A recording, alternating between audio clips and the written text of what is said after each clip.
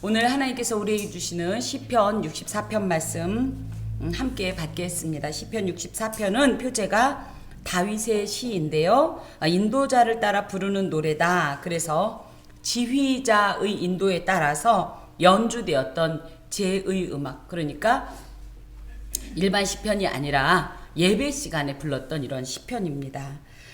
지금 저희 교회가 금요일마다 이제 찬송가 해설을 받지 않습니까? 요게 끝나고 나면 제가 시편 찬송가를 할 거예요. 근데 시편 찬송가 사실은 그냥 옛날 그 음악이 크게 발달하지 않았던 시대의 곡이기 때문에 굉장히 무미 건조합니다. 하지만 한 번쯤은 접했으면 좋겠다. 이 칼빈의 시편 찬송가를 조지신학 교수님께서 굉장히 꼭 한 번씩은 좀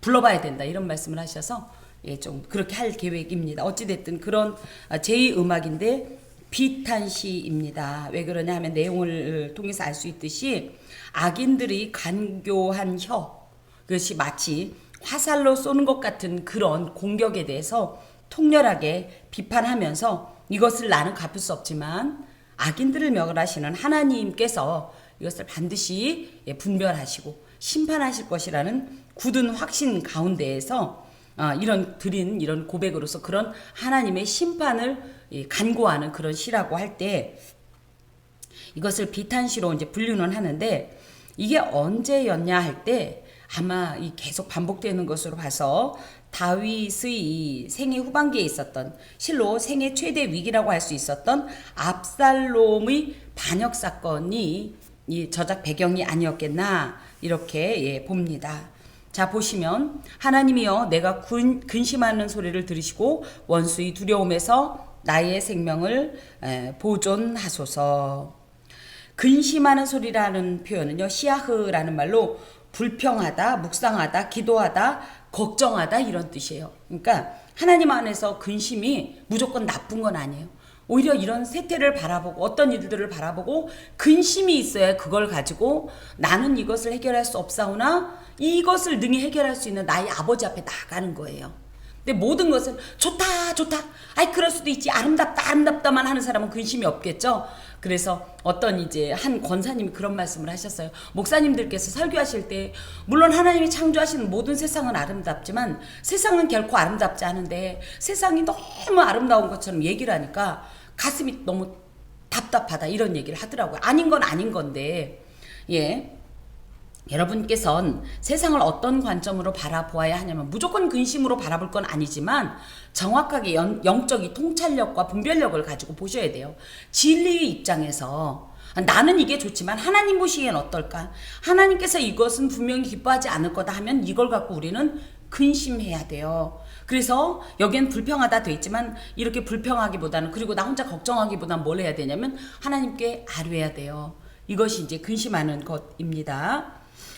이것을 보통 사람들은 그냥 불평하고 그냥 혀를 차면서 걱정하지만 실제적으로 신앙인들이라고 할 것 같으면 죄인들이 점점 득세하는 현실 속에서 이 진리가 무너지고 그저 공동체가 훼손당하고 특히 신앙이 손상당하는 이 모든 일에 대해서 심적인 어떤 갈등과 분노와 격정 등이 당연히 일어야 하고, 이것을 안으로만 사귀지 않고 오히려 의로우신 하나님, 전능하신 하나님, 전지하신 하나님께 아뢰면서 이 모든 것을 온전케 해주시기를 청원하는 태도가 바로 근심하는 소리로서, 이 소리를 우리 하나님은 어떻게 하시냐?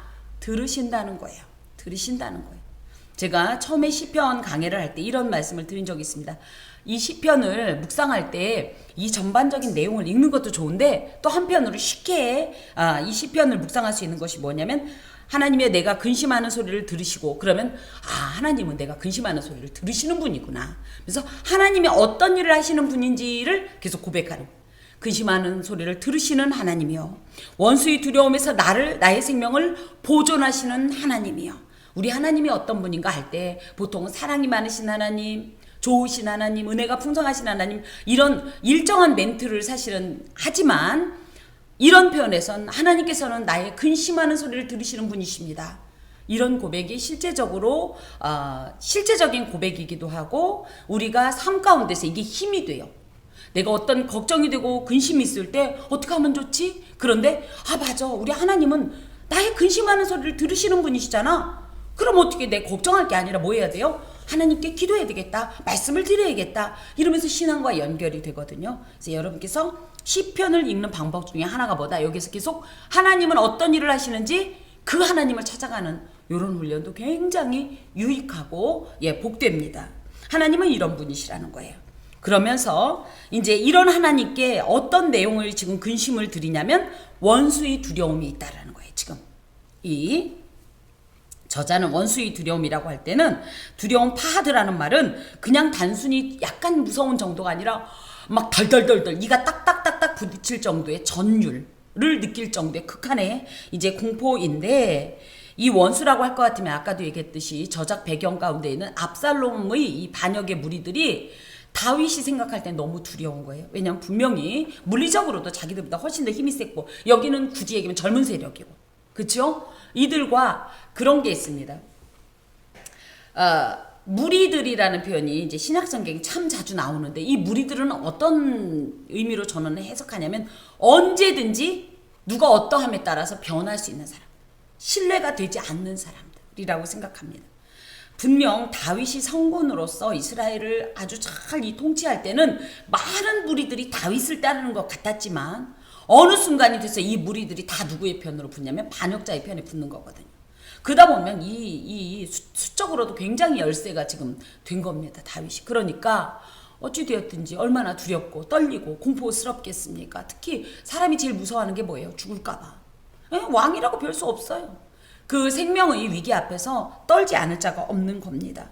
그래서 이런 현실적인 상황 가운데에서 정말 표현은 못할지 모르지만 왕이라 무섭다라고 말할 수는 없지만 사실 하나님 앞에서는 나 정말 너무 무서워요 라고 지금 고백을 하면서, 특히 이 상황에서 방금도 말씀드렸지만 사람이 가장 보존하고 싶은 게 뭘까?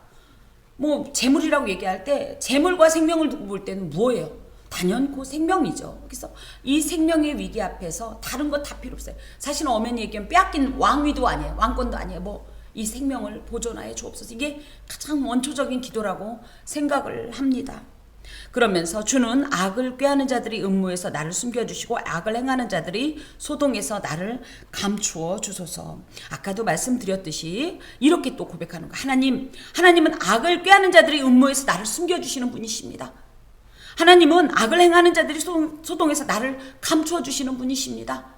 이런 고백이, 이 확신이 있기 때문에 이런 확신을 갖고 하나님은 그런 분이시니 내게 그런 행동을 해 주십시오, 이렇게 청원을 드리는 건데, 이제 악을 꾀하는 자들의 음모라고 할 때는 이 사람들이 어떻게 하면 이 다윗을 말끔하게 정리하고 우리의 이 어떻게 보면 이 왕권을 강화하고 왕조를 세울 거냐, 이런 계획을 세우는 것에 대해서 하나님께서 나를 숨겨달라라는 표현은 하나님께서 나를 이렇게 그런 모든 이들의 악한 계획들이 실행되지 않도록 나를 보호해 주옵소서.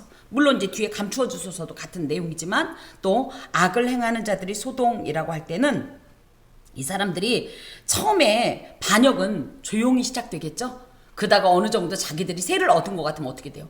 밖으로 공공연하게 막 드러내고, 그죠? 오히려 여기에서 자기들이 우세하다고 생각하면 아예 공적으로 선포하는 거거든요. 지금 그런 상황이라는 거예요. 그러니까 우리가 사무엘서에 있는 내용을 거기에 다 표현되어 있지 않지만 분명히 얘기하면 어느 순간이 됐을 땐 정말 이 압살롬의 반역 세력들은 막 다윗을 능가하는 어마어마한 세력으로 공공연하게 자기들이 마치 승리한 것처럼 지금 승승장구해 있는 이런 상황에서 자기는 오히려 더 상대적으로 더 두렵고 더 떨리는 이런 상황 가운데 있는데, 그래서 이런 상황에서 나를 감추어 주소서, 그래서 숨겨 주소서, 감추어 주소서가 같은 말이지만 특히 감추어 달라는 얘기는 이 덮어 달라는 뜻이 있어요. 덮어 달라. 뭐예요? 어떤 위험 가운데 있을 때 그것을 싹 덮어서. 그래서 찬송가 492장에 보면 그 바위틈에, 위험한 순간에 바위틈에 숨기시고 주 손으로 덮어 주소서.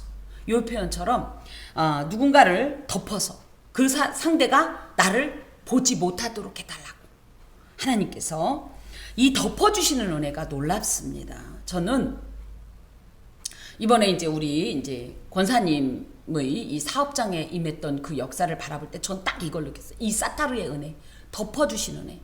하나하나 살펴보면 절대 도장을 찍어서 인증을 해줄 수 없는 상황인데도 하나님께서 놀랍게 그 순간에 그 담당자의 눈을 사타르의 은혜로 베푸셔, 그 역사로 베푸셔서 덮으신 거예요. 하나하나 살펴보면 분명히 문제거리가 있어서 이게 재연장이 불가능한데도 놀랍게도 승인을 허락하신 이 하나님의 사타르의 능력과 역사를 여러분 기대하셔야 됩니다. 그래서 누가 보더라도 이건 안 되는데 넘어갔다. 그럼 뭐예요? 그야말로 하나님의 섭리가 이 안에 역사되었기 때문입니다. 저는 그 소식을 딱 듣고 딱 하나님께 고백했습니다. 덮어주신 은혜를 감사합니다. 이 사타르의 은혜가 우리 삶 가운데 있기 때문에 마귀가 우리를 막 참소하고 공격할 때도 하나님께서 덮어주시는 은혜 때문에 우리가 그 모든 아주 끔찍한 이런 공격 가운데서 살아남을 수 있는 것입니다.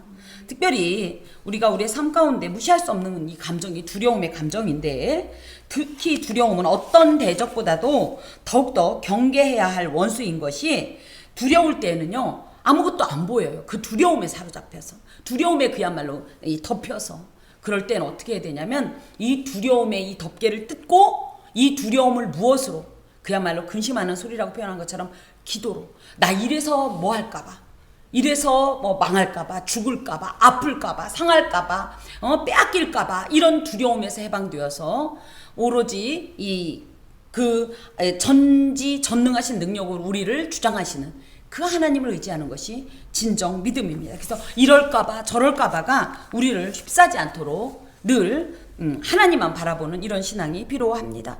그들이 칼같이 자기 혀를 연마하며, 이 자꾸만 이제 이 입술에 대한 얘기가 참 많이 나오는 것으로 봐서 그거 있죠.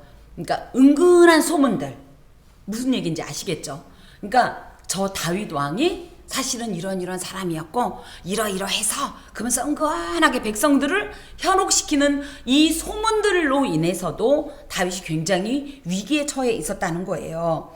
그래서 반란자들이 자신들의 반란을 정당화하기 위해서 칼같이 다윗을 비방하고 모함하고 화살같이, 여기에 특히 독하다라는 말은 마라라는 말로 쓰다. 그러니까 쓰디쓴, 고통을 주는 이런 말을 두려움 없이 행했다는 거예요. 남의 마음을 상하게 하고 아프게 하는 포악스러운 말로써 해악을 끼치는 이런 행동을 이들이 다윗에게 했다는 거예요. 또 그들이 숨은 곳에서 온전한 자를 쏘며, 그러니까 공개적으로 다윗을 대적하는 것이 아니라 보이지 않는 곳에서 은밀하게 공격한 것, 그것이 다 앞의 내용으로 보면 다윗에 대한 비방, 중상모략, 거짓말로 다윗에 대한 어떤 이런 악한 소문들을 묘하게 내면서 사람들의 마음을 흔들고, 그래서 이 무리들이 어머 우리는 성군인 줄 알았더니 그게 아니었어?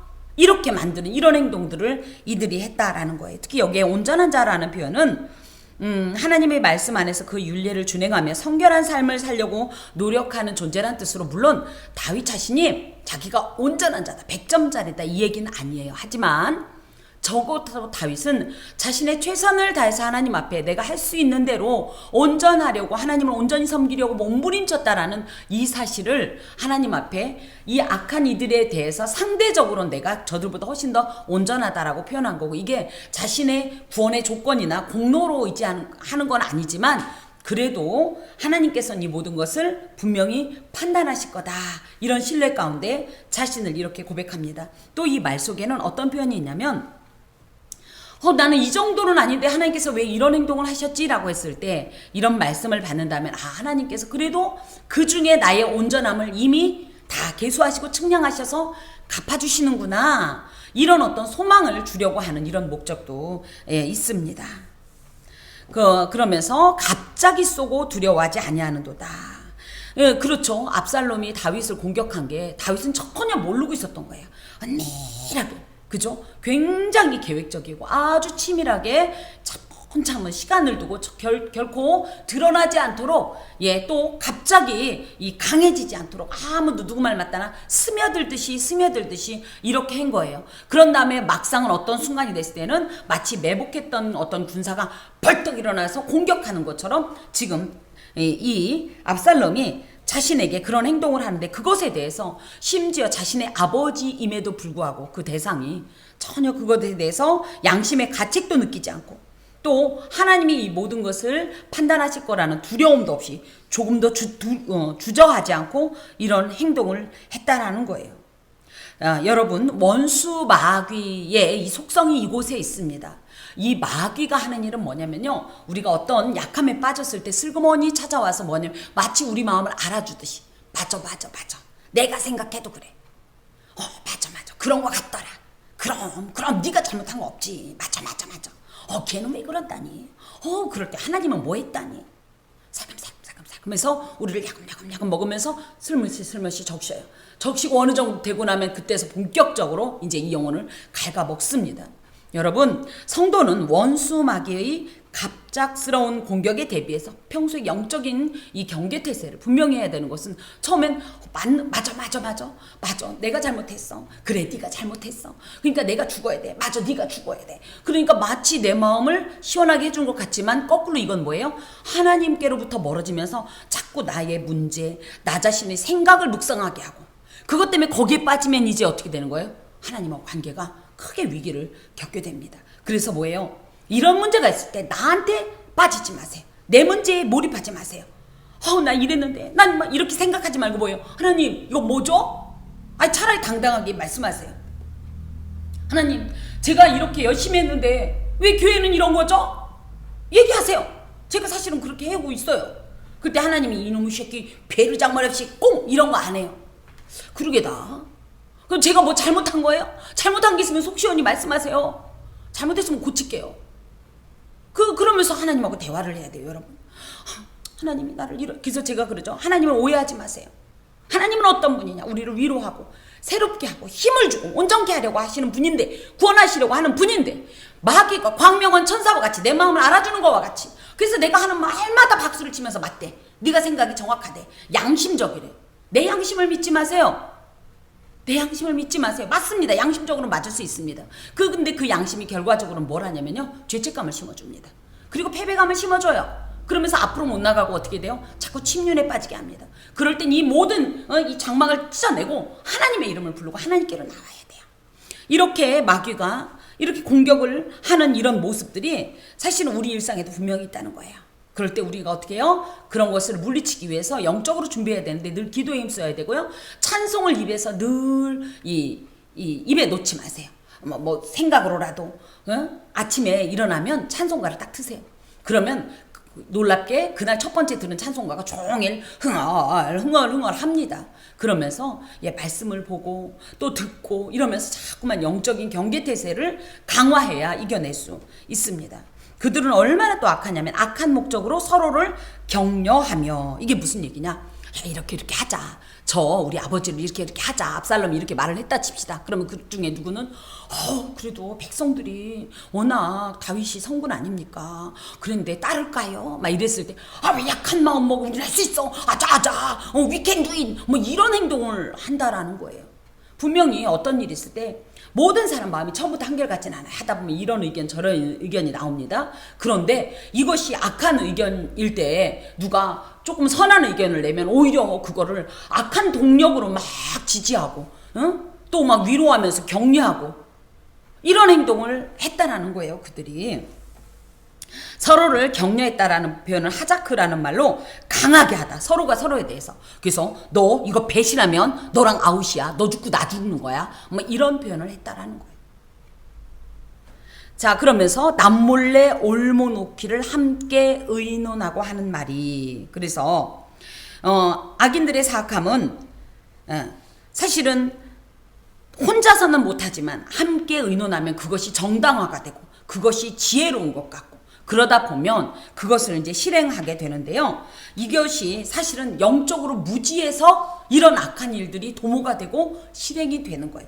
그 중에 누구 한 사람이라도 이렇게 얘기를 했어야 되는 거예요. 무슨 얘기입니까? 다윗 왕의 어린 시절부터 하나님이 영께서 이 왕을 지목했고 지금까지 다윗을 어디로 가든지 이기게 하신 건 다 이 하나님께서 신정 왕국에 당신의 대리 통치자로 세운 걸 알면서 우리가 이런 행동을 하는 건 악한 겁니다.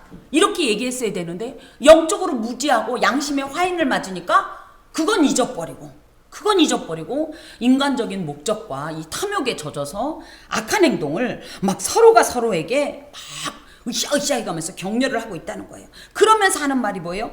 누가 우리를 보리오. 이게 뭐예요? 눈이 유맨해갖고 아무것도 안 보이는 거예요. 하지만 누가 우리를 보리오? 당연히 보시죠. 누가요? 하나님께서 보고 계십니다. 영이 죄로 어두워지고 판단력이 상실되다 보니까 하나님께서는 우리의 중심까지도 꿰뚫어 보신다는 사실을 기억하지 못하고 다윗 왕만 피하면 되는 거냐고요. 이런 어리석은 말을 한다라는 거예요. 그들은 죄악을 꾸미며 이르기를 우리가 묘책을 찾았다 하나니. 이게 무슨 얘기냐? 자신들의 악한 목적들을 달성하기 위해서 부지런히 생각하고 지속적으로 이제 막 궁리를 막 했어요. 그러면서 어떻게 하면 다윗 왕을 기가 막히게 한 큐에 날려버릴 수 있을까? 막 고민을 했는데 아하! 이렇게 하면 되겠구나! 이런 묘책을 찾았다는 거예요. 자기들끼리. 여기에 결정적인 역할을 한 사람이 아마 압살롬 진영의 탁월한 전략가였던 아히도벨이 아니었을까. 이 아히도벨 때문에 다윗이 또 얼마나 자기 새끼도 그렇지 가장 친했던 친구가 그렇지 이 얼마나 큰 어떤 이 아픔이 있었습니까? 그러면서 스스로 그 아히도벨을 중심으로 해서 그거다라고 생각하면서 빈틈없이 완전 무결한 방책으로 이 다윗을 무너뜨릴 수 있는 방법을 찾았다고 지금 자기들끼리 막 이렇게 얘기하면서 각 사람의 속뜻과 마음이 깊도다. 이건 무슨 얘기냐면 이건 다윗이 얘기하는 거예요. 뭐요? 야, 니네들 대단하다. 진짜 똑똑하네. 완벽해. 이렇게 조롱에 섞인 말입니다. 그들의 악행이 아무리 대단하고 비밀스럽게 진행되고 있다 하더라도 결국은 누구 앞에? 하나님 앞에 다 드러난다는 사실을 알지 못하고 자들끼리 여기 이렇게 해서 그게 최고인 것 같아 하고 있는 그 모습이 어이구 똑똑하네, 어이구 대단하네. 다윗이 지금 이렇게 얘기하는 거예요. 여러분, 저는 이런 모습에서 여러분 누군가가 우리 이러면 우리 어떻게 돼요? 막 이렇게 우리를 그렇게 힘겹게 하는 어떤 상황이 됐을 때 여러분 우리는 그 문제에 매이면 안 돼요. 뭐요? 그 문제 위에 계신 하나님을 보면요. 아무것도 아이고 얘네 곧 이렇게 되겠네. 무너지지 마세요. 자꾸만 이제 아주 오래된 말이 문제를 생각보다 우리는 크게 보는 경향이 있어요. 응? 원래 문제의 사이즈는 요만한데 우리는 이 문제 속에 파고 들어가니까 어떻게 돼요? 나를 덮어버리니까 이 세상의 이 모든 것을 가득 채운 어떤 사이즈로 보는데요. 하나님 앞에 볼 땐 이건 아무것도 아니에요. 제가 지난주에 이제 비행기를 타면서 늘 그 생각을 합니다. 비행기를 타면서 이제 이게 딱 이륙을 하면 처음에는 굉장히 컸던 어떤 그죠 건물들 뭐 어떤 물체들이 어느 순간이 되면 정말 조그매지면서 진짜 한 점같이 그냥 변해버리는 그때 하나님께서 우리를 보는 우리는 하나님하고는 비교도 할 수 없는 높이에 가도 그게 그렇게 보이는데. 우리의 문제가 하나님 보실 때 진짜 점도 아닌데 우리는 이걸로 뒤집어 쓰고 있네. 그쵸? 그럴 때 오히려 여기에서 벗어나서 하나님은 이 문제를 어떻게 보실까? 이렇게 생각하시면서 이 문제를 바라보면 아무것도 아닌 게 거의 태반이에요. 근데 우리가 문제에 삼켜버리면 문제가 우리를 먹었기 때문에 문제밖에 안 보이다 보면 먼저 스스로 무릎이 꺾이고 마음이 절망이 되고 근심이 되면서 일어나지도 않은 일에 대해서 두려워하면서 어떻게 하면 좋지? 나는 못해 이렇게 만들거든요. 여러분 문제가 나타나면 이 문제를 내 입장에서 보지 말고 누구 입장에서 봐라? 하나님의 입장에서 보십시오. 하나님은 과연 이 문제를 어떻게 하시려고 나한테 이 문제를 던지셨을까? 그러면 내가 이 문제에 대해서 어떻게 하라고 지금 하나님께서 이것을 나한테 테스트 하시는 것인가? 이렇게 보셔야지. 자꾸만 문제에 사로잡히게 되면 우리는 반드시 넘어질 수밖에 없습니다. 그러나 하나님이 그들을 쏘시리니 그들이 갑자기 화살에 상하리로다. 악인들의 가장 어리석은 착각은 바로 하나님께서 모르신다, 못 보신다인데 그런 분이 아니라는 거예요. 하나님이 여기에 볼 때는 그들을 쏘시는데 갑자기 쏘신다는 표현을 하는데 이게 갑자기일까요? 아니죠. 악인들의 입장에서는 갑자기예요. 왜? 아무도 모르지? 아무도 못 봤지? 우리를 이길 자가 없지? 근데 갑자기 일이 막 틀어질 때 왜 이러지 갑자기? 하지만 영적으로 볼 땐 갑자기가 아니라 하나님께서는 이 모든 걸 처음부터 다 아셨고 계획하셨어요. 어느 시점에서 정말 이 악인의 이 죄가 관영할 때까지 그걸 올무를 놓고 기다린다는 개념보다 그 전에 빨리 돌이키게. 더 이상 하나님이 심판하지 않으면 안 되는 그 상황까지 안 오길, 그 전에 빨리 돌이키길, 이 문제를 빨리 무산시키길 원하시고 기다리시는 거예요. 근데 악은 한번 시작하면 누가 제어하지 않으면 어떻게 돼요? 끝까지 치고 올라가는 거예요. 이 시점이 되면 하나님께서 더 이상 안 되겠다 할 때 갑자기 화살을 쏘시는 거예요.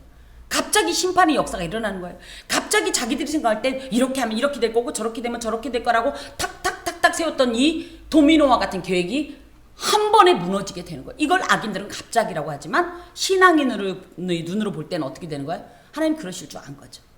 저희도 마찬가지입니다. 내가 어떤 악한 행동을 하는데 그냥 하나님이 봐주신다 그러면 이거 넘어가나 보다. 아니요. 오히려 우리가 하나님 앞에 이 무서운 심판의 무게를 쌓고 있는 거예요. 그래서 어떻게 돼요? 이게 잘못된 거 알면 빨리 청산하셔야 돼요. 악인들도 그걸 안 했더니 갑자기 하나님께서 쏘신 이 화살에 상하게 되는 겁니다. 사실 그동안 이 4절에도 보면 악인들을 죽이기 위해서 화살을 쏘았는데 이제는 어떻게 해요?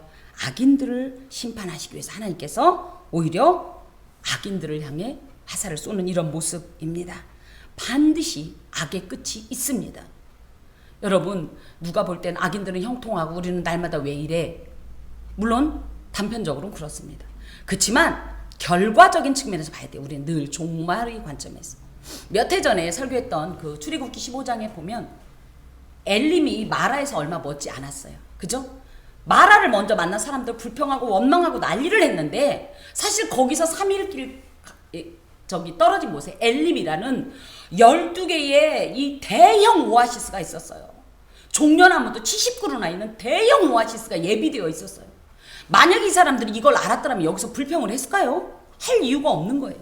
이게 신앙인의 눈입니다. 뭐요? 엘림에서 마라를 봐야 되는데 우린 자꾸 마라에 사로잡혀갖고 마라가 인생의 끝인 줄 알고 아닙니다. 하나님은 결코 우리에게 마라를 주시는 분이 아니에요. 이 마라를 통해서 우리가 오히려 온전하게 이 연단되어지고 그죠? 새로워지면요. 이 엘림을 누리게 돼요. 그러니까 이 엘림을 바라보는 자들은 결코 마라에서 실망하지 않고 넘어지지 않습니다. 근데 저희는 어떻게 해요? 자꾸만 눈에 보이는 대로 귀에 들리는 대로 이 마라에 사로잡혀서 그쵸? 지금 이 상황에 사로잡혀서 이렇게 될까봐 저렇게 될까봐 두려워하는데요. 반드시 엘림이 있다는 사실을 기억하십시오. 엘림의 역사가 예비되어 있어요. 그것도 멀지 않은 곳에. 절대 실망하지 마시고 지금 현재 마라라 할지라도 실망하지 마시고 엘림을 기대하면서 엘림을 향해 나가세요. 그럼 이 엘림에서 보는 이 마라는 아무것도 아닌 거예요. 이게 신앙이에요. 이게 신앙. 자, 그러면서 이러므로 그들이 엎드러지리니 엎드러졌다라는 표현이 그냥 넘어졌다는 정도가 아니라 다시는 일어나지 못할 정도로 완전히 초전 박살났다는 소리예요. 하나님이 손대면 무섭습니다. 누구는 그렇게 얘기해요. 하나님이 알아서 하시겠지. 이게 얼마나 무서운 말이죠. 여러분 사실 이게 진짜 무서워요. 하나님이 손대면 정말 무서워요. 같은 하나님의 이 엄정한 말씀이라 하더라도 목회자를 통해서 내가 개인적으로 받는 이 말씀을 통해서 전해줄 때가 이런 경고가 그나마 가장 가벼운 거예요. 말씀을 통해서 경고하시고 목회자를 통해서 경고하시고 상황을 통해서 경고하시는데 안 되면 하나님 직접 손댈 때는요. 이건 방법이 없어요. 여러분. 이 사람들이 얼마든지 어쩌면 회개의 기회를 하나님께서 주셨을 겁니다. 그런데 자기들이 악에 도취돼서 나아가다 보니까 어느 순간이 되면 다시는 일어나지 못할 정도로 완전한 이런 파멸을 겪게 되는 거지요. 특히 하나님의 이 심판은요. 저희가 생각할 때는 하나님이 봐주시겠지 이건 우리 생각이에요. 하나님께서 한번 마음 먹으면요. 그 심판은요. 지연되거나 연기되지 않습니다. 오히려 안일하다고 평안하다고 하는 그때에 갑작스럽게 예상치 못하게 임합니다. 이 임함이 얼마나 두려운지 몰라요.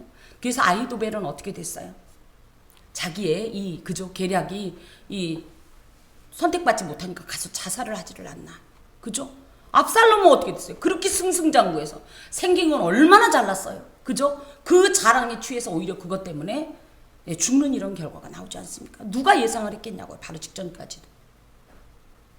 그들의 혀가 그들을 해함이라. 이게 무슨 얘기냐면 그들이 영적으로 무지해서 죄악된 계획과 악행을 숨길 수 있다고 호언장담했던 악인들의 이 쓸데없는 자랑의 말, 또 상대를 향한 비웃음, 야심만만해서 오히려 하나님의 심판을 두려워하지 않았던, 그러면서 누가 보냐, 누가 하냐고, 우리가 우리 뜻대로 다 할 수 있다고 얘기했던 이 말이 오히려 심판의 단초가 됐다는 얘기예요. 그들을 보는 자가 다 머리를 흔들리로다. 이게 무슨 얘기예요? 아이고 그렇게 잘난 척하더니, 그렇게 기고만장하더니, 아이고 뭐 어떻게 저렇게 될 줄 알았어, 이렇게 사람들이 비웃는다는 소리예요. 그러면서 여기에 놀라운 말이 있는데요. 모든 사람이 두려워야 하나님의 일을 선포하며 그의 행하심을 깊이 생각하리로다. 비웃는 정도가 아니라 여기서 지혜로운 사람은 어떻게 생각해요? 하나님은 다 보고 계셨구나.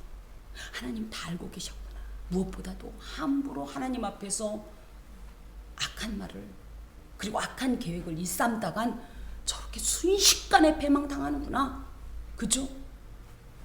고라 일당들, 아론과 그 모세에게 대적하던 고라 일당들, 그 순식간에 오히려 땅이 쫙 벌려서 그대로 삼키고 딱 덮어버리니까 그 사람들이 언제 여기 있었는지도 모르는 이런 패망의 결과를 보면서 지혜로운 사람은 하나님을 두려워한다라는 것은, 아이고 무서워도 있지만, 야 이분이 어떤 분이시길래 이런 역사를 베푸시나 하면서 하나님을 경외하고, 그러면서 나도 이런 악에 같이 동조하거나 하면 안 되겠구나 하면서 자신의 죄악됨을 각성하고 회개하는 그런 모습이 있다라는 거예요. 그러면서 우리 하나님은 그렇게 악을 행하면 어떻게 돼요? 반드시 갚으시니까 절대 그러면 안 된다고 하나님의 이 공의로우심을 증언하고 선포하는 사람이 된다라는 거죠. 그러면서 의인은 여호와로 말미암아 즐거워하며 그에게 피하리니 마음이 정직한 자는 다 자랑하리로다. 악인들의 삶은 어땠다고요? 8절에 보면 그러므로 그들이 엎드러지리니 그들이 혀가 그들을 헤아미라 그들을 보면 사람들이 비방거리가 되고 완전한 파멸이었다면, 상대적으로 의인은 여호와로 말미암아 즐거워했다. 이거는 하나님께서 행하시는 모든 역사로 인하여서 너무너무 행복하고 만족한 우리의 이런 삶, 그리고 잃어버렸던 빼앗겼던 기쁨이 회복되는 삶을 의미합니다. 또 그에게 피하리니, 하나님께 피한다라는 것은 우리가 이 세상 살아가면서 우리가 만만한 일이 있어요? 만만한 일이 전혀 없어요. 그래서 여러 가지 대적들의 위험이나 혼자서는 감당할 수 없는 모진 삶의 어려움이 닥칠 때 우리 힘으로 맞서려고 하면 백전백패입니다. 어떻게 돼요? 하나님께 피하는 거, 피하는 거. 이거는 이 자포자기거나 도피가 아닙니다. 뭐예요? 나보다 더 강한 분에게 이 모든 문제를 의뢰하는 삶을 의미합니다. 하나님의 도움을 구함과 동시에 전적으로 하나님만 믿고 이 모든 악인들이 죄악된 행실들 때문에 동화되거나, 또 그들의 핍박에 절망하지 않고 오히려 끝까지 인내하고 의를 지키면서 하나님의 위로의 음성을 들으면서 그 와중에도 꿋꿋이 하나님의 뜻대로 살아가려고 하는 이런 힘을 공급받기 위해서 하나님께 피하는 겁니다. 이 험한 일들도 넘어가야 되지만 오히려 하나님은 힘을 주셔요. 그래서 위험한 일이 일어나지 않도록 도우시기도 하겠지만, 그것보다는 위험한 일이 생겨도 어떻게 하도록 뚫고 나아가도록 그런 힘을 공급해 주십니다. 그래서 예수 믿는데 왜 이렇게 우리 집은 어려워? 당연합니다. 오히려 우리는 이 어려움 속에서, 이 패배 속에서 오히려 그래, 내가 예수 믿는 사람이 어떤 사람인지, 어떤 삶을 사는지를 보여주겠다, 이런 힘을 하나님께서 공급해 주셔서 뚫고 나가는 것이 진정한 신앙인의 저력인 것입니다. 여러분, 힘든 일 있을 때 그 일을 무서워하면서 막 도망 다니지 말고 하나님 힘 주소서, 내가 이겨내겠습니다, 내가 극복해내겠습니다, 뚫고 지나가겠습니다, 내가 이 나를 구름같이 둘러싸는 이 모든 일에 대해서 주의 이름으로, 주의 능력으로 내가 이것을 돌파하겠습니다, 이런 마음으로 능력을 구하십시오. 이것이 하나님께 피하는 자의 자세입니다. 마지막으로, 마음이 정직한 자는 다 자랑하리로다. 마음이 정직하다는 얘기는 야샤르라는 말로 똑바르다, 옳다, 평탄하다, 이런 뜻으로 의인이 갖추어야 할 이 필수 덕목입니다. 마음이 정직하다는 얘기는 항상 진리를 기준으로 해서 이 진리에 내 마음과 생각과 판단과 선택을 다 이 진리를 기준으로 해서 행하는 거예요. 그게 마음이 정직한 자입니다. 그러다 보면 그 안에선 분명히 어떤 일이 있냐면 하나님을 여기 자랑한다고 되는데 찬송하리로다입니다. 하나님을 자랑할 일만 있는 거예요. 사람들이 생각할 때는 아이고 그렇게 하면 안 돼. 이렇게 했어야지. 다른 사람들은 다 이러는데 예수 믿는다고 해서 그렇게 하면 안 돼. 지혜롭게 살아야지. 그런데 나는 이 진리의 기둥에 나를 묶고 남들이 볼 땐 미련해 보이고 남들이 볼 땐 어리석어 보이고 저러니까 망하지 소리를 들었다 할지라도 나는 꿋꿋이 그 이 진리의 기둥을 따라서 그 줄기를 따라 그 길을 따라 행하고 나면 나중에 그게 맞았네. 그 일을 만날 때 우리는 어떻게 하는가? 하나님을 자랑하면서 역시 우리 하나님은 약속대로 이행하신 분이고 역시 진리를 따르는 자에게 반드시 선한 보상을 주시는 분이라는 이런 선포와 찬양을 하게 된다라는 그런 고백입니다. 여러분께서도 어떤 일이 있든지 그쵸? 하나님께서 이렇게라고 했다고 하면 그렇게 따라야 돼요. 그렇게 따라야 돼요. 그때는 그랬지. 하지만 요즘은 아니요. 그럼 하나님이 아닙니다. 그때는 많고 지금은 틀리다면 하나님은 하나님이 아니에요. 이건 진리가 아니에요. 하나님은 진리의 하나님이요. 절대자시라는 것은 그때나 지금이나 앞으로나. 그래서 성경에 뭐라고 돼 있어요? 어제나 오늘이나 내일이나 한결같으신 진리 그 자체가 하나님이세요. 이 진리가 선포되었을 때 이 진리를 따르면 당연히 어제나 오늘이나 내일이나 약속하신 그 결과대로 그대로 응한다는 사실을 기억해야 합니다. 원수들의 음모로부터 지금 다윗은요 대단한 걸 구하는 것 같진 않아요. 하지만 이것이 또 어떻게 보면 우리 인생의 전부입니다. 우리도 결국은 무엇을 먹을까 무엇을 마실까가 결국은 생명 때문 아니겠습니까? 이런 생명의 위협을 받는 상황에서 자신의 생명을 보존시켜 달라고 간구하는 다윗처럼 우리 또한 어찌됐든 우리의 생명을 이 생명과 이제 함께 연결되어지는 우리의 영혼을 지켜달라는 간구를 늘 하나님께 드려야 합니다. 또한 하나님의 일에 관해서 늘 사람들에게 증거할 수 있어야 돼요. 나는 이런 일을 겪었는데 놀랍게 하나님께서 이런 일을 행하셨다. 그래서 그들 중에 누군가는 그 말씀을 가지고 확신을 얻고 무엇보다도 그로 인하여서 하나님께 나올 수 있는 아주 선한 어떤 키를 제공해 주어야 합니다. 때로 우리는 하나님을 간증한다라고 하지만 잘못하면 어떻게 돼요? 또 내가가 나갈 수 있기 때문에 조심스럽지만 철저하게 의식하시면서 하나님께서 행하셨다. 하나님께서 행하셨다. 그래서 제가 뭐라고 그랬어요? 하나님께서 역사하신 걸 기록하라고요. 기록. 잊어먹을 것 같으면 기록하라고. 그땐 이 일을 했어. 날짜도 적으라고. 맞아. 그때 이 기도를 이렇게 했더니 이렇게 했어. 그래서 제가 기도일지도 얘기도 양왕왕하지 않습니까? 내가 언제부터 기도하기 시작했는데 이 기도가 언제 응답됐다. 실제로 여러분 그런 체험 많이 가지고 계시잖아요. 그걸 다 말할 수 없어. 이거는 사실 의미가 없어요. 사람들에게 실제적으로 느껴질 수 있도록. 예를 들어 우리 권사님 같은 경우도 마찬가지입니다. 사업을 하면서 겪는 지금 놀라운 하나님의 역사가 진짜 책으로 지금 기록해도 지금 다 헤아릴 수가 없잖아요. 이걸 다 기억해야 돼요. 그리고 사람들한테 얘기를 해야 돼요. 그러면 누군가가 그런 비슷한 일을 만날 때 저렇게 하니까 하나님이 저렇게 역사하셨어? 저렇게 도와주셨어? 그럼 나도 해야지. 이렇게 사용해야 되는 거예요. 그냥 하나님이 나를 도와주셨다 끝! 이건 아무런 의미가 없는 거예요. 하나님의 일은 자랑해야 돼요. 선포해야 돼요. 증거해야 돼요. 단순한 어떤 흥미거리로 전락시키라는 얘기가 아닙니다. 내가 뭐 그런 말을 해서 나를 대단하게 여기도록 이렇게 사람들의 이목을 집중시키라는 얘기가 아니라 하나님께서 하신 일들을 증거하고 그로 인하여서 많은 사람들이 여호와께로 돌아오게 하는 선한 통로로 쓰여야 하겠습니다. 특별히 나를 괴롭게 하는 이들에 대해서 우리는 어떤 마음으로 기도하고 있는가도 생각해 보아야 돼요. 마음을 괴롭히는 자들은 사실은 저희 안에 미움이 있기 때문에 쫄딱 망했으면 좋겠고 그죠? 누구 말 맞다는 소리 안 나는 총이 있으면 좀 어떻게 처리를 해봤으면 좋겠지만 늘 우리 안에 품어야 하는 마음은 예수의 마음입니다. 예수께서는 이들을 어떻게 보셨을까? 그 예수의 모범이 뭡니까? 당신을 향하여서 조롱하고 심지어 못 박는 자들에게 뭐라고 그래요? 당신을 욕하는 자들에게 주여 저들을 용서하여 주옵소서. 저들이 알지 못해 그렇습니다. 그래서 오히려 그들의 이 앞일에 대해서 하나님께서 은혜를 주시사 지금 자신이 하는 이들이 얼마나 무지하고 악한 것인 걸 속히 알게 하시고 죄악을 쌓는 자가 아니라 하나님의 은혜 앞에 나오는 자가 되게 하여 주옵소서. 이렇게 기도해야 합니다. 그로 인하여서 그들이 하나님께 나오게 하기 위해서 우리가 우리의 삶을 하나님 앞에 온전한 사람으로, 마음이 정직한 사람으로 살도록 정말 성령의 도우심을 통하여서 반드시 이 역사를 이루고, 그래서 우리 하나님의 놀라운 일들이 선포될 수 있도록 하는 선한 통로로 쓰이는 저와 여러분이 되어야 합니다. 기도하겠습니다. 주님, 감사합니다. 마음이 근심이 있을 때 우리는 이 근심에 사로잡혀서 도무지 입술도 뗄 수 없을 정도이지만, 주여, 주님 앞에 이 소리를 아뢰게 하시고 주님 앞에 우리의 기도의 제목을 아뢰을 때에 하나님께서는 우리에게 산재되어 있는 수많은 문제들을 친히 해결하시고 그 가운데서 하나님의 위대한 일들을 보여주실 줄로 믿습니다.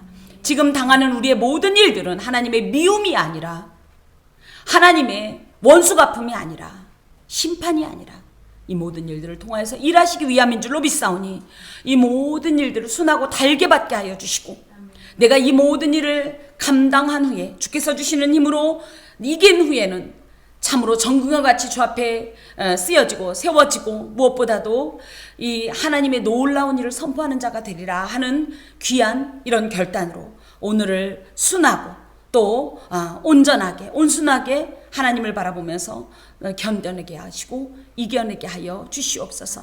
나의 약함 때문에, 나의 어떠함 때문에 하나님 당하고 있는 이 모든 일들을 내 관점에서 보지 말고 하나님의 관점에서 바라봄으로 주님의 놀라운 역사 가운데 이해하고, 그리하기에 오늘도 주 앞에서 이 모든 문제에 대해 위축되지 않고 당당하며 믿음을 가지고 주를 향하여 나아가게 하여 주옵소서.